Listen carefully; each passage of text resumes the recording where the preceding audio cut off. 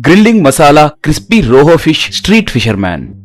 रामपुर नाम के गांव में बाबू नाम का एक आदमी एक ठेले पे क्रिस्पी मसाला ग्रिल्ड रोहू फिश फ्राई बेचता था।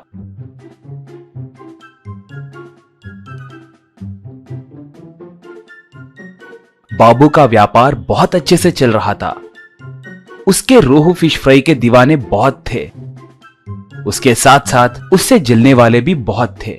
बाबू जिस मार्केट में क्रिस्पी रोहू फिश फ्राई बना के बेचता था, उसी मार्केट में फिश फ्राई बेचने वाले गंगू को बाबू को देखकर बहुत जलन होती थी, क्योंकि थोड़े साल पहले बाबू उस गंगू के पास ही काम करता था।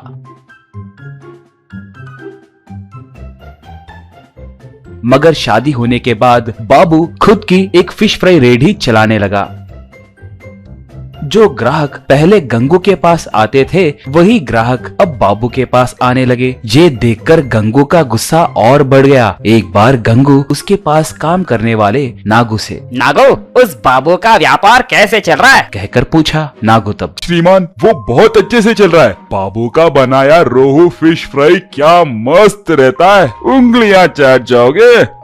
कहा गंगू तब। अरे इतने अच्छे से बता रहे हो, तुमने वो रोहू फिश खाया क्या? कहकर पूछा। नागू तब, मैं क्यों खाऊंगा भाई, जिन्होंने खाया है उनके बातें बता रहा हूँ बस। कहा गंगू तब। नागू, कुछ भी करके इसके धंधे को नाश करना होगा। हमारा व्यापार अच्छे से चलने के लिए क्या करना है बताओ। कहा नागू तब। सिंपल भाई, आप ऐसे ही घटिया तेल में बकवास मछलियों को फ्राई करके बेचना बंद करके उसके जैसे अच्छे क्वालिटी के तेल में रोहू फिश बनाकर बेचे तो अच्छा रहेगा।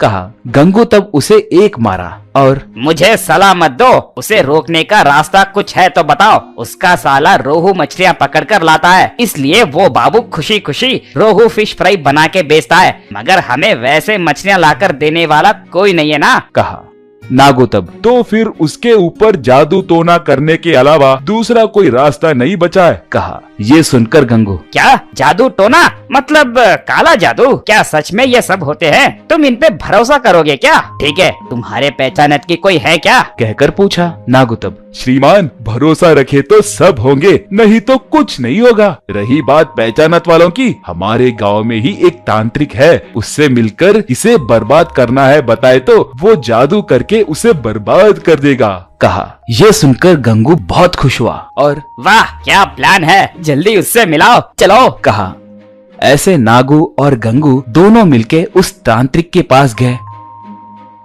वो तांत्रिक उन्हें देखते ही आओ आओ कहकर गंगू की ओर देखकर, तुम्हारा नाम गंगू है ना? कह के नागू की ओर देखकर, तुम्हारा नाम नागू है। कहा ये सुनकर गंगू दंग होकर, हाँ हाँ। कहा तब वो तांत्रिक, तुम्हें उस बाबू पे बहुत गुस्सा है ना, उसे बर्बाद करने के लिए मेरे पास आए हो, यही बात है ना? कहा बस गंगू उसे नमस्कार करते हुए, श्रीमान, आंखों देखे जैसे बात कर रहे हो, ये सब आपको कैसे पता? कहकर पूछा तो तांत्रिक, नागू ने ये सब मुझे फोन में बताया। बस गंगू नागू की ओर गुस्से से देखा। तांत्रिक, देखिए, आप जिनकी बर्बादी चाहते हैं उनके संबंधित कोई चीज लाकर मुझे देना होगा, मतलब कोई कपड़ा, बाल, चप्पल, ऐसे कुछ उनके चीज लाकर दिए तो मैं तुरंत जादू करना शुरू कर दूंगा। मगर एक बार जादू करना शुरू किया तो बाद में चाहे कुछ भी करे, वो लोग जिंदगी में कभी नहीं सुधरेंगे, सोच लीजिए। कहा ये सुनकर गंगू, श्रीमान, मुझे भी वही चाहिए। वो बाबू जिंदगी में कभी तरक्की नहीं करना चाहिए। मेरे आदमी के साथ उस बाबू के चप्पल को चोरी करवाऊंगा, जादू करके उसे नाश कर दो। कहा ऐसे वो लोग बाबू के चप्पल चुराते हैं। नागू वो चप्पल उस तांत्रिक को देता है। तांत्रिक जादू डालता है, मगर बाबू को कुछ नहीं होता। दूसरी तरफ गंगू का व्यापार पूरी तरह से ठप पड़ जाता है। गंगू को अब कुछ समझने आने के कारण वो सर पकड़ लेता है। तभी वहां पर बाबू का साला सिम्हा आकर, क्यों गंगू, मेरे जीजा जी पे किए काला जादू काम क्यों नहीं कर रहा है कहकर सोच रहे हो क्या? वो काम नहीं करेगा क्योंकि मैंने चप्पलों को बदल दिया है। उस तांत्रिक के पास तुम्हारे चप्पल है ना? कहा ये सुनकर गंगू दंग हो गया। सिम्हा तब, जब मैं मछलियां पकड़ रहा था तब आप लोग हमारे गांव के पास मौजूद तांत्रिक के पास जा रहे थे, तो मैंने देख लिया। तभी मुझे शक हुआ। तुम्हारी बातें और उस तांत्रिक की बातें मैंने सुना, इसलिए मेरे जीजाजी के चप्पलों को तुम्हारे चप्पलों से बदल दिया। एक और बात, ऐसे काला जादू करवाए हो कहकर हमारे गांव में पता चला तो तुम्हें सब खूब मारेंगे, कहा।